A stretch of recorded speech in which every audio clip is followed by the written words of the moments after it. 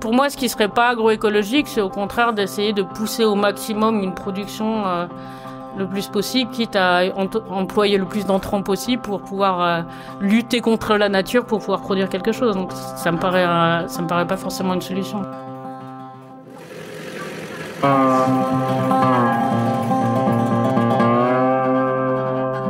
Podcast Agroécologie. Alors bonjour à tous, bienvenue dans notre premier épisode de notre podcast sur l'agroécologie. Aujourd'hui, on va tenter de définir ce que c'est l'agroécologie, de voir ce qu'elle peut apporter à l'agriculture suisse et quels sont les freins qui freinent son adoption en Suisse. On va se pencher sur l'avancement de la transition agroécologique en Suisse. Pour cela, on s'entretient avec une personne active dans l'appui et le conseil à la transition agroécologique en Suisse, Gaëlle Bigler, qui est consultante indépendante en agroécologie et membre des comités de Agroecology Works, donc au niveau suisse, et Agroécologie Réseau Romand au niveau romand. Elle est diplômée à l'École hôtelière de Lausanne et une licence en sciences sociales à l'Université de Lausanne. Passionnée par la recherche de consensus dans les systèmes complexes, elle a développé une expertise sur les systèmes alimentaires. Bonjour Gaëlle. Bonjour. Comment ça va? Très bien, merci. Est-ce que tu peux commencer par te présenter en quelques mots et nous dire aussi quelques mots sur tes activités en agroécologie? Oui. Alors, comme tu l'as dit, j'ai commencé mes études par l'école hôtelière. Donc, c'était l'alimentation qui m'intéressait déjà à ce moment-là. Et en fait, quand on a fini l'école, c'était là que ça devenait intéressant parce qu'on commençait à réfléchir à des concepts, on commençait à imaginer des choses. Et on m'a dit, tiens, t'as ton diplôme. Je dis, ah non, mais j'ai encore envie d'apprendre des choses. Donc, je suis partie à l'université et là, j'ai fait de la sociologie et de l'anthropologie. Et donc, les deux démarches scientifiques m'intéressent, de réfléchir au vivant, de réfléchir à comment marchent les systèmes. Et comme tu l'as dit avant, ça m'intéresse la complexité, de dire finalement comment on arrive à un consensus quand il y a plein d'acteurs, chacun a sa temporalité, chacun a ses enjeux, mais comment est-ce qu'on arrive à travailler ensemble et faire des choses. Donc l'agroécologie, j'y suis arrivée par le biais des systèmes de panier. Donc pendant longtemps, j'ai travaillé dans le système des paniers en Suisse qui s'appelle l'agriculture contractuelle de proximité. En France, on appelle ça des AMAP, en Allemagne, on appelle ça des Solavi. Il y a plein de noms différents suivant les pays. Mais je me suis intéressée à ce modèle-là et j'ai participé à des recherches au niveau européen, au niveau mondial. Et dans ces réseaux-là, on parlait déjà d'agroécologie il y a une quinzaine d'années. Donc par le biais notamment de Miguel Altieri, par rapport à la déclaration de Yeleni sur la souveraineté alimentaire, sur tous ces enjeux-là, c'est comme ça que moi j'ai découvert l'agroécologie. Et donc actuellement, maintenant, qu'est-ce que tu... Alors maintenant, je suis membre du comité du réseau suisse d'agroécologie qui s'appelle Agroecology Works. Et on a aussi une association romande d'agroécologie, donc pour pouvoir développer des projets ici. Les membres sont à la fois des praticiens, donc des spécialistes, mais aussi des chercheurs d'université. Donc on fait le lien aussi entre différentes personnes, soit de la pratique et de la recherche sur les questions agroécologiques. Et du coup, je pense qu'on y reviendra plus tard après, mais en quelques mots, tu peux dire quel est un peu l'objectif de ces réseaux? Oui, alors les réseaux d'agroécologie mettent en contact différentes entités, différentes institutions, donc pour travailler ensemble. Donc c'est un réseau qui est vaste, qui est varié. Et l'avantage du réseau suisse, c'est justement de mettre en contact des gens de différents côtés du Röstigraben et de partager aussi des bonnes pratiques, des bonnes idées et de se connaître entre les gens qui ont connu l'agroécologie par le biais notamment de la coopération internationale et les gens qui travaillent sur des questions d'équité, des gens qui travaillent sur la justice, sur l'agriculture locale. En fait, on travaille ensemble avec différents acteurs. Ok, alors je pense qu'on va pouvoir attaquer le vif du sujet et commencer par essayer un peu de voir qu'est-ce que c'est l'agroécologie. Donc déjà, pour toi, est-ce que tu peux un peu nous donner ta définition de ce que c'est l'agroécologie? Il y a différentes définitions qui circulent. Il y a des définitions très théoriques, il y a des définitions très pratiques, il y a des définitions qui sont très politiques aussi. Donc j'ai plutôt envie de dire, c'est une vision systémique de système alimentaire. C'est quand même c'est ramener la question de l'alimentation et pas seulement la question d'une production agricole sur les questions alimentaires. Moi, c'est par ce biais-là que je suis rentrée un peu dans ces questions. Ok. Et une des définitions qui est souvent utilisée, c'est celle de la FAO. Elle se base sur 10 éléments qui regroupent autant des éléments purement écologiques, des éléments plus socio-économiques. Il y a par exemple la diversité, la résilience, l'économie circulaire. Est-ce que parmi ces 10 éléments, il y en a qui te sont particulièrement importants et que tu voudrais soulever? Alors moi, la question de la résilience m'intéresse. Donc dans l'idée de résilience, c'est de résister à des chocs. Donc je pense que vu ce qui nous attend en termes écologiques, en termes économiques, etc., je pense que c'est très important de réfléchir à se dire quelle est l'élasticité du système et comment il peut résister à des chocs. Donc ça, je trouve ça vraiment intéressant. Et d'un autre côté, toutes les questions d'équité. Donc l'équité, c'est quand même de se dire qu'il y a des personnes qui ont plus de difficultés que d'autres et qui ont besoin d'un soutien supplémentaire. Donc d'aller au-delà de l'égalité, mais vraiment réfléchir à un système qui permettrait à la fois à des productrices et producteurs de gagner leur vie et à des consommateurs et consommatrices d'avoir les moyens de s'acheter ces produits. Donc l'agroécologie en Suisse, c'est quand même quelque chose qui devient important dans le lexique plutôt récemment. Et il y a déjà beaucoup d'approches liées à l'agriculture qui ont été développées, la permaculture, la biodynamie, l'agriculture régénérative. Est-ce que tu veux nous dire quelques mots sur ce que tu vois comme différence? Est-ce que l'agroécologie apporterait en plus par rapport à ces approches? Ouais, alors j'ai quand même cherché les différences entre les différentes dimensions. Donc il y a quand même dans l'agroécologie, surtout dans les pays du Sud, dans les débuts de ces notions-là, une idée de lutte politique. Donc avec des paysans sans terre, des paysans des paysans et paysannes qui vivent dans des conditions difficiles. Donc il y avait quand même une dimension politique très importante.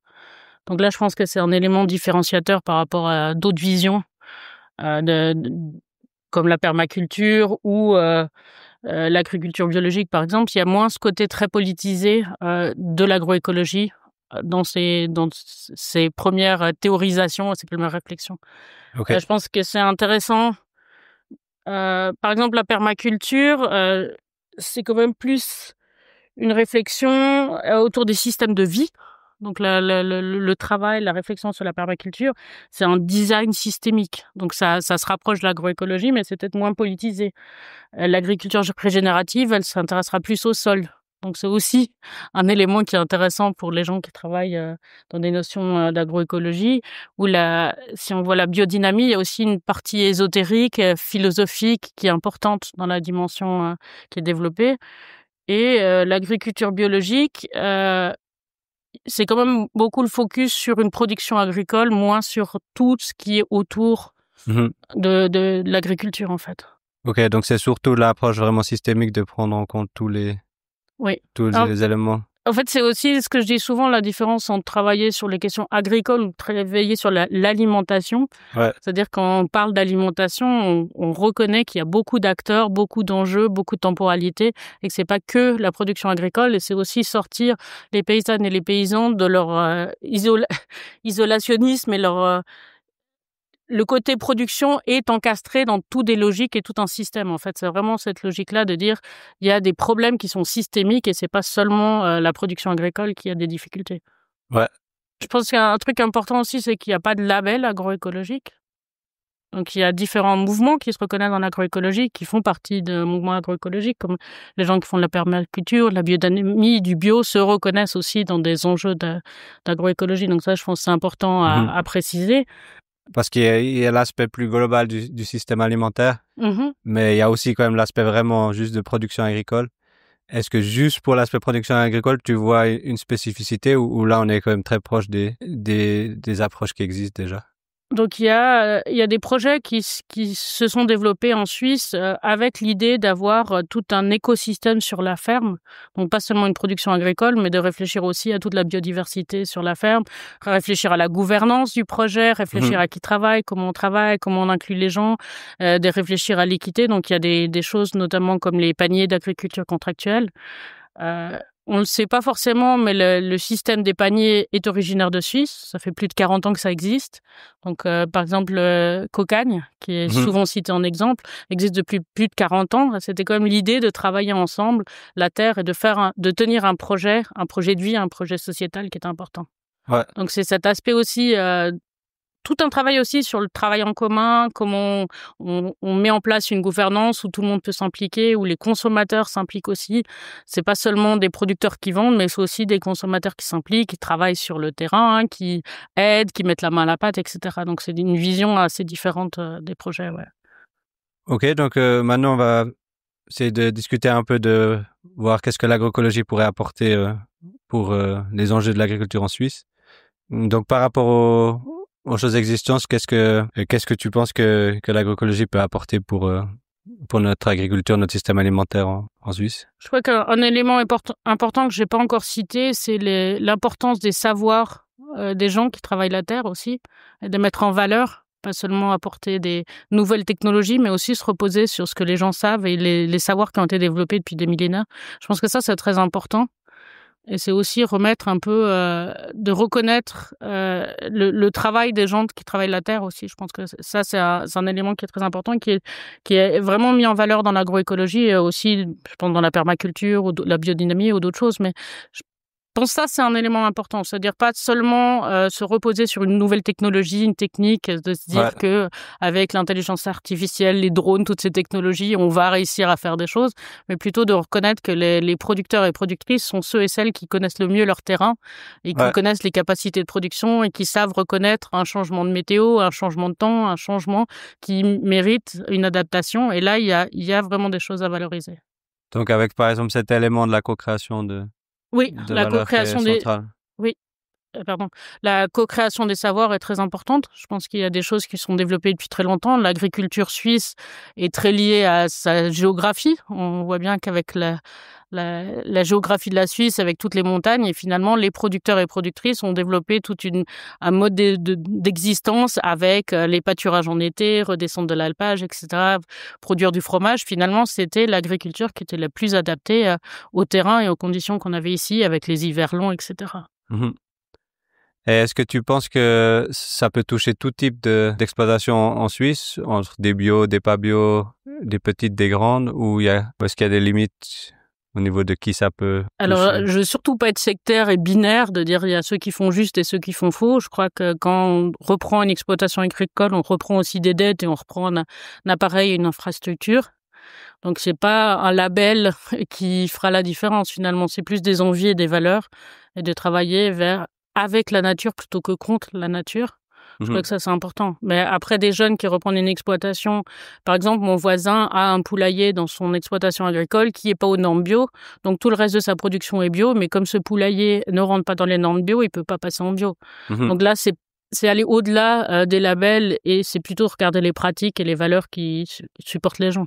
OK. Je crois que c'est important. Mais tu penses que ça passe quand même par le bio ou des exploitations conventionnelles peuvent aussi rester conventionnelles Alors, et avancer après, dans la transition? c'est comme je disais juste avant, les labels, c'est compliqué, ça coûte cher. Donc, il y a des gens qui ont des pratiques parfaitement agroécologiques, ou il y a des gens qui font de la production biodynamique ou de la production en permaculture qui n'ont pas de label du tout, donc qui seraient considérés comme conventionnels, si on réfléchit en termes de label. Ouais. Donc, je crois pas que c'est le label qui fait la différence, mais c'est sûr que les pratiques biologiques et des pratiques qui cherchent à minimiser les intrants chimiques ou en tout cas chercher des solutions autres, des solutions naturelles, ont tout leur sens. Je crois aussi que le prix du pétrole, le prix de beaucoup de choses va augmenter et donc ce sera pas avec des importations de machines et de produits extraordinaires qui viennent de l'étranger qu'on pourra faire avancer l'agriculture. Donc, on a déjà évoqué un peu la question des labels, mais est-ce que tu peux nous préciser un peu ça? Est-ce qu'il y a... Donc, il n'y a pas de label agroécologique, mais est-ce que c'est quelque chose qui est nécessaire ou on peut avancer sans, ou c'est quelque chose qui n'est pas souhaité, à ton avis? Alors, comme je l'ai dit avant, pour moi, ce qui est important, c'est la confiance aussi. En fait, le label, quelque part, remplace la confiance. Ouais. C'est-à-dire, le consommateur ou la consommatrice a confiance dans le label et donc se dit la personne qui a labellisé, qui a contrôlé, etc., est allée voir l'exploitation. Comme dans beaucoup de projets agroécologiques, c'est un contact direct ou une vente directe. Finalement, il n'y a pas forcément besoin de cette étape d'un contrôle par des tiers. C'est un peu comme si on déléguait à quelqu'un d'autre le soin d'aller vérifier les exploitations. Ouais. Donc, de ce côté-là, ça fait pas forcément sens. Après, c'est clair que c'est important. Les labels qui existent, ils apportent quelque chose. Mais pour l'instant, l'idée, c'est vraiment pas d'ajouter un label supplémentaire pour encore plus perdre les consommateurs et consommatrices entre une avalanche d'informations. Ouais. Il y a quand même en France des choses intéressantes, notamment sur les labels participatifs. Ouais. Donc, dans l'idée que c'est les producteurs et productrices qui mettent en place leur contrôle et qui réfléchissent ensemble à l'amélioration de leurs pratiques. Donc, c'est aussi eux qui mettent en place un cahier des charges. Oui. Ouais. Donc, c'est vrai que en fait, le label suisse est peut-être un peu différent des labels européens. Il est quand même plus participatif. Justement, si on est un producteur d'œufs, on peut s'intéresser au cahier des charges œufs et vraiment travailler là-dedans. Donc, on peut vraiment s'impliquer en tant que producteur et productrice. Je pense que pour des gens dans des systèmes avec des labels européens ou des labels au niveau mondial, c'est un peu différent. Il y a une distance au consommateur final qui est beaucoup plus grande. Ouais. Et les labels, ça coûte très cher. Ça, c'est sûr, il faut pas se voiler la face. Pour des productrices et producteurs, c'est compliqué d'avoir des labels. Ça coûte très cher. Et si justement on a des productions variées, à chaque nouvelle production, il faudrait faire valider chaque produit qu'on fait, etc. Donc, c'est un processus qui est intéressant, mais qui est aussi complexe et cher. Et du coup, ça permet aussi d'avancer avec les différents types de producteurs, que ce soit qui soient bio, biodynamie, IP, etc. Et chacun apporte ses connaissances et apporte quelque chose. Je pense que c'est hyper intéressant aussi des discussions sur le sol, par exemple. Il y aura des gens qui auront des pratiques différentes, qui seront adaptées à un terroir, et c'est là, dans l'échange, qu'on peut vraiment apporter quelque chose. Je pense vraiment on va tous vers un goal commun, mais on est plus ou moins prêts. Je donne l'image des fois aussi. En fait, j'étais dans une rencontre européenne sur les paniers et je discutais avec des gens qui me disaient mais moi dans mon pays, il y a un seul panier, c'est difficile. Des consommateurs avertis, il n'y en a pas beaucoup. Des Grecs me disaient mais demander aux gens de s'engager sur une année entière, ça leur paraît gigantesque. Enfin, il y a des conditions qui sont assez différentes. Donc, c'était de dire, il y a des gens qui vont vers le changement en train. Il y a d'autres, ils sont en vélo derrière en train de pédaler, ils essaient de suivre. Donc, d'avoir un côté un peu binaire, dire eux ils sont justes, eux ils sont faux, je crois pas que c'est ce qui est intéressant. Au contraire, on va tous dans le même sens. Et finalement, peut-être sur certains aspects, la biodynamie va plus loin, ou la permaculture, ou le bio, etc. Mais dire, on va ensemble dans une direction et chacun apporte quelque chose. Je trouve ça plus intéressant. Ok. Et du coup, par rapport à la taille des exploitations, est-ce que tu... Là aussi, en Suisse, il y a très peu de très grandes exploitations. Finalement, les exploitations, même les plus grandes, restent quand même un format assez familial. Si on compare à l'international, là, c'est minuscule. Donc, c'est plutôt de réfléchir en termes de variété et biodiversité sur la ferme, plutôt de se dire, si on a une seule sorte de production, s'il y a un ravageur, par exemple, et qu'on a produit une seule sorte de production, on est foutu. Ça veut dire quoi? Il faudrait compter sur des assurances ou compter sur autre chose pour pouvoir s'en sortir. Alors que si on a une variété de cultures, qu'on a une variété de revenus, là, ce sera plus facile d'encaisser des chocs. Quand je parlais tout à l'heure de résilience, c'était aussi cette idée-là. L'idée que plus c'est varié et plus il y a des sources de revenus liées à des productions différentes, plus on peut s'en sortir et meilleur on encaissera des chocs. Mais donc la Suisse, quand même, avec ses exploitations relativement petites, a quand même un bon départ pour avoir un changement par rapport à d'autres. C'est une question que je pose aussi régulièrement aux gens qui sont dans l'agroécologie. Je leur demande si l'agriculture de montagne est forcément agroécologique. Donc, il y a des choses qui le sont, d'autres qui ne le sont pas. Mais quelque part, le mode de fonctionnement, pour moi, ça va dans la philosophie de l'agroécologie. Ce serait plus... Pour moi, ce qui serait pas agroécologique, c'est au contraire d'essayer de pousser au maximum une production le plus possible, quitte à employer le plus d'entrants possible pour pouvoir lutter contre la nature pour pouvoir produire quelque chose. Donc, ça me paraît pas forcément une solution. Après, je parlais de la géographie de la Suisse, mais on voit bien que toute la bande du plateau, c'est aussi là qu'il y a le plus de construction. Donc, l'accès à la terre est très compliqué dans notre pays. Donc, c'est plutôt de trouver des solutions adaptées au terroir, adaptées aux situations, adaptées au climat qui peuvent, à mon avis, survivre. Et est-ce que tu pourrais donner un exemple d'exploitation Alors, un producteur, un vigneron qui fait aussi des légumes, c'est André Bellard dans le Lavaux. L'Assemblée générale de l'Association des petits paysans a eu lieu sur son exploitation cette année. C'était aussi l'idée de pouvoir produire autre chose et pas être dans une monoculture, et plutôt de voir comment les productions se complétaient et s'harmonisaient et finalement se favoriser mutuellement. Ce que je trouve vraiment intéressant comme projet. On cite souvent aussi la ferme de la Touvière à Genève, qui est intéressante, mais on doit quand même savoir que la production de fromage va devoir s'arrêter parce que c'est compliqué. Il n'y a pas d'économie d'échelle dans ces cas-là. Donc, il y a plein d'expériences, il y a plein de gens qui tentent des choses et qui mettent en valeur des variétés anciennes, qui mettent en valeur des savoirs et qui mettent en valeur d'autres choses. Ouais. C'est plutôt ça qui est, je trouve, intéressant, plutôt de se dire on achète des semences modifiées qui vont avec un certain pesticide directement lié à la semence et on essaie de produire le plus possible sur une parcelle, essayer de lutter contre la nature. Je crois pas que ça soit une manière qui puisse être très pérenne. Peut-être souvent, puisque dans l'agroécologie, il y a la notion d'économie circulaire, on pense à de la commercialisation en circuit court. Est-ce que tu penses que avec l'agroécologie, ça passe forcément par des circuits courts, de la vente directe, etc. Ou est-ce que tu penses que il peut y avoir un rôle de la grande distribution dans la transition? Alors pour moi, un élément hyper important dans les circuits courts, que ce soit les paniers, que ce soit les paniers ACP, que ce soit les épiceries, que ce soit les différents systèmes de vente à la ferme, ce qui est important là, c'est la confiance. En fait, dans le contact direct entre consommateur et producteur, le consommateur peut voir, peut discuter avec le producteur ou la productrice et comprendre ce que c'est les réalités de terrain. Donc ça, c'est un élément, une condition directe. Plus il y a d'intermédiaires, moins on a cette confiance et moins on sait ce qui se passe. Et c'est là aussi on a besoin de labels pour voir vraiment ce qui se passe. Mais, si des chaînes de supermarchés de grande distribution travaillaient avec beaucoup plus de transparence et beaucoup moins d'opacité, étaient beaucoup plus transparents sur leurs marges, sur les prix, sur comment la mécanique des prix même, et s'ils étaient beaucoup plus soutenants pour les producteurs, bien sûr que ça ferait sens. On pense notamment en France, il y a pas mal des magasins de producteurs, donc des producteurs qui se mettent à plusieurs pour faire des magasins.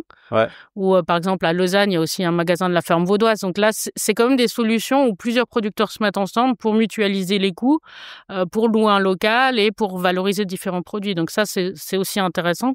Et c'est déjà un cran au-dessus de la vente directe et des circuits très très courts.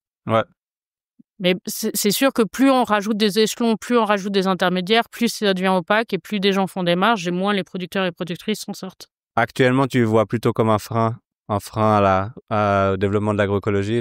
Pour moi, un frein important au développement de l'agroécologie, c'est la connexion entre le marché, la demande et l'offre de produits agroécologiques. Par exemple, les villes ont tendance à faire des chartes ou des déclarations volontaires sur la volonté de permettre aux enfants dans les cantines de manger bio, etc. Mais en face, c'est compliqué pour l'offre alimentaire de s'organiser pour pouvoir répondre à ces appels d'offres. Donc là, il manque encore un échelon entre les deux. Donc quelque chose que je trouve très inspirant, que j'ai vu en France plusieurs fois, c'est des locaux de transformation qui sont aux normes les plus strictes, on dit bien inox, etc., où les producteurs puissent se mettre des fois à plusieurs pour répondre à des appels d'offres. Donc, c'est-à-dire, par exemple, dans la Drôme, j'ai visité un endroit où les producteurs se mettent ensemble et répondent ensemble à un appel d'offres. Donc, le client final a un contact du groupement de producteurs et les producteurs s'organisent entre eux pour répondre à cet appel d'offres, mais ça leur permet quand même un accès au marché différent et notamment en ayant un peu de transformation, de pouvoir offrir la deuxième gamme, troisième gamme, etc., plutôt que de vendre des produits bruts. Et dans ce cas-là, ils gardent très peu de la marge, de la valeur ajoutée des produits. Ok. Est-ce que tu vois d'autres freins qui... Alors, le système tel qu'il est fait cherche l'inertie. Je crois que les systèmes de financement pour les producteurs, les paiements directs, etc., font que l'innovation et essayer des nouvelles choses et aller vers plus d'agroécologie, pour l'instant, c'est pas ce qui est soutenu. Tu peux un peu développer? Il y a une dépendance pour le moment sur les paiements directs, sur un modèle et une idée de l'agriculture qui n'est pas la plus agroécologique. Et je crois que, un peu d'un côté de vendre, d'imaginer un marché agricole dans lequel on exporte un maximum tout en important, en faisant des plus-values, etc. C'est pas forcément dans l'idée de nourrir la population suisse et c'est pas une connexion directe. Pour moi, l'alimentation, c'est pas une marchandise comme une autre qui doit s'échanger sur un marché international de devises. Comme on voit bien dans tous les contrats qui sont faits entre la Suisse et d'autres pays, on essayer d'ouvrir aussi la Suisse à de la viande qui a pas une qualité qui est celle qu'on connaît ici. En fait, il y a plein de choses comme ça, comme la viande du Brésil. Enfin, il y a aussi de la viande écologique, mais c'est plutôt de se dire que l'alimentation, c'est quelque chose de beaucoup trop sérieux pour être laissé dans les lois du marché conventionnel et traditionnel. Mais donc, au niveau des paiements directs, tu dis que ça permet pas à des agriculteurs d'essayer des choses qui seraient pas dans... Ça arrive, ça vient, mais c'est vrai qu'il y a...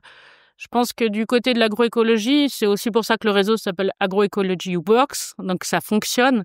C'est aussi de démontrer qu'il y a des modèles économiques qui sont pertinents, que c'est pas que des écolos bobos de ville qui montent des projets agricoles, mais c'est aussi dans l'idée de dire c'est des modèles économiques qui sont résilients, qui sont intéressants.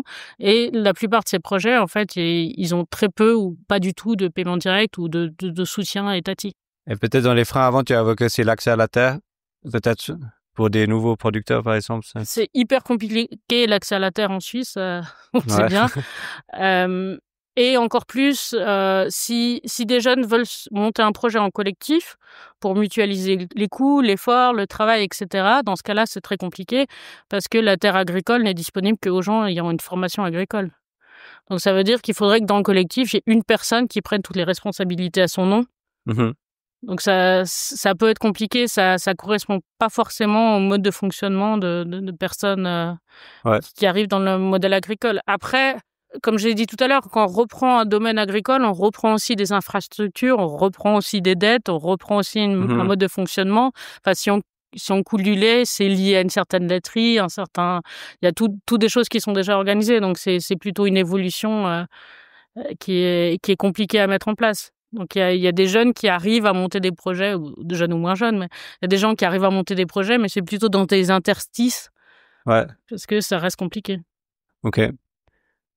Est-ce que tu vois quand même un soutien au niveau politique Moi, dans mon travail quotidien, je vois que les villes et les cantons s'intéressent beaucoup à ces questions. Donc, on voit qu'ils se sont fait un peu peur pendant le Covid aussi, les institutions, de se dire mais comment on va nourrir la population ? Et c'est finalement pas avec des échanges de matière et d'envoyer des choses à l'international, des exports-imports qu'on peut nourrir la population. C'est plutôt avec des projets directs qu'on arrive aussi à nourrir les populations. Donc, il y a eu un gros intérêt de ce côté-là. Il y a aussi les gens qui s'intéressent au climat, qui se posent des questions sur l'alimentation. Les gens qui s'intéressent à la santé, qui ont commencé à s'intéresser beaucoup plus à l'alimentation. Donc, c'est des nouvelles personnes qui rentrent dans ces thématiques et qui s'intéressent à ces thématiques. Et finalement, en disant que c'est pas seulement des questions agricoles, mais des questions d'alimentation, ça ouvre beaucoup plus le champ des possibles et le champ des gens qui s'intéressent à ces questions alimentaires. Et qu'est-ce que tu verrais qu'il faudrait de la part du soutien politique aussi au niveau national? C'est sûr qu'il faudrait du soutien, mais là, on est dans les rapports de force pour l'instant, c'est sûr que c'est pas en notre faveur. Il y a un espèce de... Le système soutient le statu quo, en fait, que ça reste comme c'est le plus longtemps possible. Mais c'est pas reconnaître que les crises écologiques et les crises qui arrivent, financières, écologiques et autres, viennent très rapidement, en fait. Donc, il y a un peu une différence dans la manière de voir l'intensité des crises qui vont arriver et leur rapidité, en fait. C'est plutôt de dire un changement timide, lent, qui va venir. C'est un peu les réponses classiques de dire « Mais oui, on change, on prend notre temps, on fait des choix volontaires, on incite plutôt que d'imposer des choses où on laisse le temps au temps. » Mais ça, vu les crises qui arrivent, je pense que la temporalité n'est pas bonne. Donc, ce serait plutôt de soutenir aussi. Il y a tous ces enjeux de toutes ces personnes qui vont partir à la retraite. On sait bien qu'il y a un renouvellement. Et finalement, quelle est la connexion avec les jeunes qui ont peut-être d'autres envies, d'autres manières de fonctionner, et comment on peut faire en sorte que cette transmission de ferme se passe le mieux possible. Donc, ça forcément, arrêter de soutenir un peu le modèle familial existant. Il pourrait y avoir un soutien pour des jeunes, pour un autre type d'agriculture. Je pense que c'est important de reconnaître en fait tous les services qui sont rendus par des projets comme ça, que ce soit en termes de biodiversité, de maintien d'espèces indigènes, de gouvernance, même d'emploi. Quand on pense, il y a de plus en plus de gens qui trouvent pas leur place dans la société, qui cherchent un emploi, qui seraient intéressés à venir travailler dans les fermes. Mais pour l'instant, c'est pas du tout connecté avec la réalité de terrain. Donc, un projet qui soit varié, qui développe différentes idées, différents potentiels, avec un collectif qui le porte, c'est sûr que c'est beaucoup plus résilient face au choc. Moi, je crois pas que d'avoir une grosse exploitation agricole qui fasse toute la Suisse, ça soit une solution. Je pense plutôt que des solutions peuvent être trouvées localement et très adaptées aux conditions locales et au terroir et au potentiel qu'il y a autour de marché, etc. Peut-être c'est qu'on a déjà un peu évoqué, on parle souvent de transition agroécologique quand on parle d'agroécologie. Mhm. Est-ce que tu peux un peu préciser Mais ce concept? l'idée de transition, c'est quand même l'idée de mouvement. On n'est pas statique, en fait. Ouais. C'est là aussi, je pense, on en revient à ce qu'on disait tout à l'heure, où il y a un système qui favorise le statu quo, qui est bien content comme ça se passe maintenant, et c'est pas si mal. Et on fait des petits trucs, on met des pansements. Mais là, c'est plutôt de se dire, et les productrices et producteurs le voient bien, les changements climatiques, ils se les prennent en premier dans la figure. Ouais. C'est c'est eux et elles qui vivent en premier les épisodes de grêle, le gel, etc. Enfin, il y a des vrais changements. Ouais.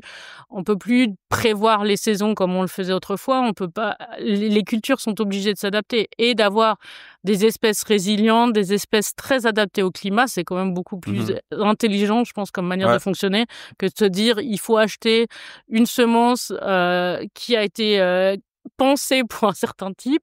Mais dans ce cas-là, il va falloir travailler la terre, travailler tous les entrants pour pouvoir répondre et pouvoir avoir une production maximale à ce niveau-là. Donc, dans cette transition, il y a ces différents niveaux qui ont été théorisés. Donc, premier niveau, c'est de optimiser les intrants. Donc, ça, je pense, c'est quelque chose qui en Suisse qui est quand même déjà qui est travaillé par tout le monde. Presque par tout le monde. Ensuite, le deuxième, c'est de remplacer les intrants chimiques par des intrants biologiques. Mm-hmm. Donc là, c'est plutôt tous ceux qui sont passés au bio qui sont à ce stade-là. Oui. Et puis ensuite, le stade 3, c'est plus cette approche agroécosystémique. Oui. Et là, c'est un peu là où il y a peut-être, je sais pas ce que tu penses, il y a quelques exploitations qui sont à ce niveau-là, mais c'est pas encore quelque chose de très répandu, ou comment tu vois ça? Justement, des projets comme tout à l'heure je citais Cocagne, donc c'est un projet précurseur quand même puisqu'il a plus de 40 ans, mais c'est complètement lié. Les consommateurs et consommatrices et les producteurs productrices, ils sont ensemble, ils travaillent ensemble. Et l'idée qui est quand même qui était révolutionnaire quand ils ont créé ça il y a 40 ans, c'était de dire que les consommateurs et consommatrices s'engageaient sur une année entière. Ouais. Donc, ils étaient prêts à recevoir dans leur panier ce qui était produit. Mm-hmm. Et avec cet engagement-là, ça permet d'anticiper d'un côté la production, puisqu'on sait d'avance combien de paniers on a vendu, et d'un autre côté, ça permet aussi d'anticiper les fonds, puisqu'on sait combien d'argent on reçoit, combien d'argent les gens vont payer pour avoir leur panier chaque semaine. Donc, ça permet... De ce côté-là, c'était assez révolutionnaire de se dire comment on peut anticiper à la fois les rentrées financières et planifier la production par rapport à une demande et qui est, dans ce cas-là, un peu captive. Donc, des systèmes comme ça, c'est hyper intéressant. Donc, c'est quasiment... Du coup, après ça, c'est quasiment l'étape 4 qui est... Là, c'est atteinte avec l'intégration des consommateurs. Ouais. Après, il y a plein de choses intéressantes. Il y a plein même des magasins qui sont tournés vers les villes ou qui travaillent avec des cantines. Il y a des producteurs et productrices qui travaillent directement avec des crèches ou des écoles. Enfin, il y a plein de choses qui sont possibles. Ouais. Je crois que c'est le champ des possibles est gigantesque en fait. Mm-hmm.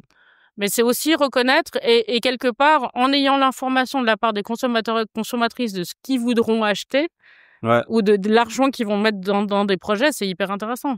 Ouais. Donc même si c'est pour un producteur ou une productrice de signer un contrat avec une crèche, de savoir qu'ils ont vendu des paniers ou telle quantité et de pouvoir planifier la production en sachant que la production sera vendue, c'est hyper intéressant. Ouais. Donc de ce côté-là, ça, je pense que c'est intéressant. Ouais.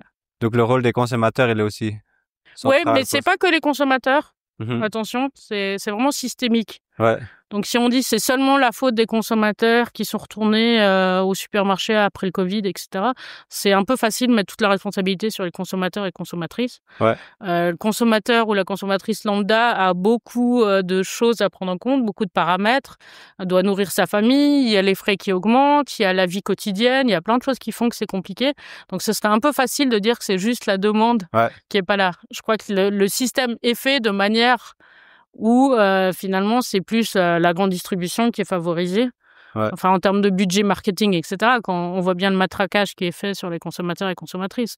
Donc, c'est trop facile de dire que c'est que les consommateurs et consommatrices qui vont faire la différence. Donc, c'est vraiment tout le monde, les agriculteurs, les consommateurs, là. Ouais, la comme je disais tout à l'heure aussi, même la transformation, en fait, c'est des acteurs importants. La logistique, c'est des acteurs hyper importants. C'est-à-dire il y a aussi des gens qui se sont rentrés dans ces questions par le biais des questions climatiques, de réfléchir à la livraison du dernier kilomètre et de mettre en place justement des projets qui soient intéressants et résilients, en fait. Ouais. Donc je pense que là, on a vraiment besoin de tout le monde. Ça veut dire autant les gens qui travaillent dans les villes ou les institutions qui cherchent à nourrir les personnes dont ils s'occupent de la manière la plus durable, la plus saine possible, jusqu'à comment on fait, même avec les déchets verts, comment on recycle, qu'est-ce qu'on fait en termes d'emballage. Enfin, il y a beaucoup de gens qui sont impliqués. Ouais. Ok. Bon, on les a déjà évoqués, mais les associations Agroecology Works, Agroécologie Roma, si tu voulais ajouter quelque chose. Alors, pour moi, des détails sur ce que... C'est très intéressant de rencontrer des gens qui viennent de différentes réflexions. Ouais. En fait, il y a à la fois des spécialistes, par exemple des sols, qui viennent discuter avec des gens qui travaillent dans la coopération internationale ou des gens qui s'intéressent à l'aspect santé ou différents aspects. Et c'est justement la rencontre de ces bonnes pratiques ou de ces enjeux qui fait toute la richesse des discussions. Ouais. Et là, avec un réseau suisse, on est aussi connecté avec les réseaux internationaux. Et c'est plus dans l'idée qu'on est dans une coopération, on n'est pas dans une compétition. Ouais. C'est plutôt de dire que c'est ensemble qu'on peut trouver des solutions plutôt que qu'on va se tirer dans les pattes et un seul va sortir vainqueur. C'est vraiment pas dans l'idée. C'est plutôt d'avoir un intérêt commun qui est un intérêt de la population, un intérêt que... Comme je disais tout à l'heure, à la fois les productrices et les producteurs gagnent leur vie, mais que les consommateurs et consommatrices aient les moyens d'accéder à des produits les plus sains possibles. Ouais. Et donc ça, c'est focusé sur la Suisse ou pas forcément? Alors, Agroecology Works, c'est suisse. Donc, c'est le réseau suisse. Autant Zurich, Berne, différentes villes en Suisse allemande que la Suisse romande. En fait, on est connectés. Du côté roman, par contre, on travaille beaucoup avec des gens, autant canton de Vaud que canton de Genève, que Valais, qu'ailleurs. C'était juste pour pouvoir avoir une structure qui nous permette aussi de travailler et d'avoir accès à des fonds. Ouais. Mais on travaille ensemble, bien sûr. Et on est connecté avec ce qui se passe à l'international aussi. Ok. Je pense qu'on arrive gentiment au bout. Je ne sais pas si tu voulais ajouter quelque chose. Donc j'encourage tout le monde à aller visiter des fermes agroécologiques ou rencontrer des gens. Sur le site Agroecology Works. Il y a déjà un référencement des projets les plus agroécologiques. Donc, il y a différentes exploitations. Au mois d'octobre, s'organisent chaque année des journées de l'agroécologie. Donc, il y a plein de conférences, des débats, des tables rondes, des visites d'exploitation. Donc, il ne faut pas hésiter à les visiter et voir comment ça se passe et rencontrer les gens. Donc, c'est pas dans l'idée d'aller contre une certaine mode de production. C'est au contraire de travailler ensemble pour chercher des solutions qui soient pérennes et qui soient les plus résistantes au choc possible. Bon, merci beaucoup pour ton temps et pour toutes ces explications. Je pense qu'on a on a bien pu parcourir ce que ça peut être l'agroécologie, en tout cas dans la théorie. Et dans les prochaines semaines, on va se rendre sur différentes exploitations pour voir ce que différents agriculteurs mettent en place comme système agroécologique. Donc, je vous remercie et je te remercie particulièrement, Gaëlle. Merci. Et à la semaine prochaine. Merci.